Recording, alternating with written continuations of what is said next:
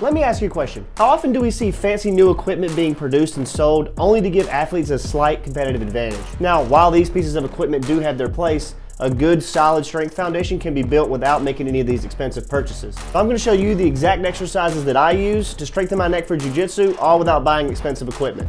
Please tell me that I can't, that I won't, that I fail, that I'll never make it out, yeah. Please tell me all the bad, never good, fill my head full of... So let's start with the foundational movements and move into the more challenging ones. So I am a huge fan of isometric training to build a strong foundation, especially for the neck in jiu-jitsu, since we so often use isometric contractions to hold different positions. So let's remember that an isometric contraction is a muscle that is working without shortening or lengthening. I started with each plane of movement for the neck, starting with extension. Cervical extension uses the muscles of the back of the neck and is the main motion involved in bridging. Notice a few things as these exercises progress. My neck is either in a neutral position or slightly extended while holding the positions. Also, the further my hips are in the air and my feet are from the box, the more difficult the exercise. Next is side bending. Cervical side bending uses the muscles on the side of the neck. Again, notice that my intention is to maintain a neutral neck position while steadily increasing the demand on the muscles over time. Next is cervical flexion.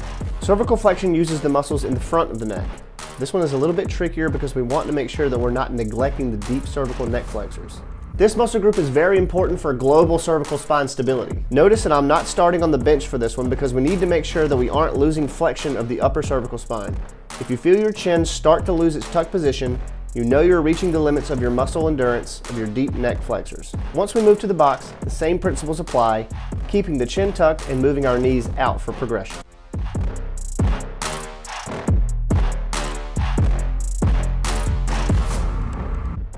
Now comes cervical rotation.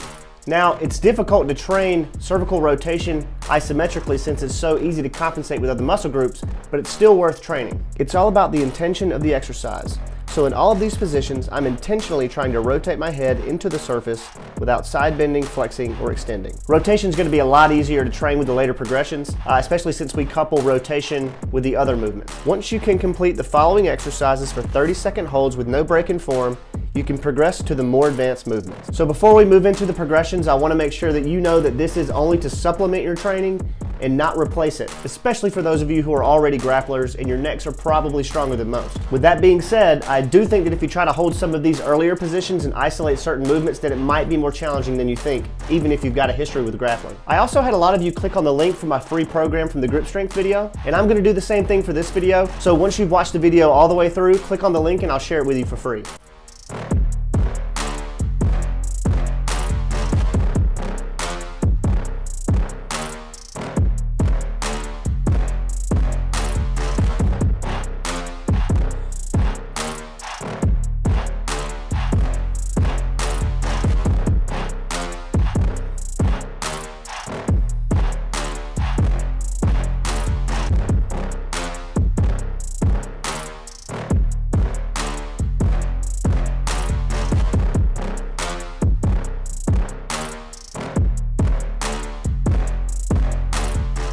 Notice that I still have some work to do, as even I haven't made it through my full program. I still definitely need to work on side bending with rotation. Even with that being said, I've noticed a huge amount of carryover into grappling, and I didn't have to spend a dime. All I did was use what I had and the foundational principles of strength conditioning, anatomy, and biomechanics. Thanks for watching, and I'll see you next time.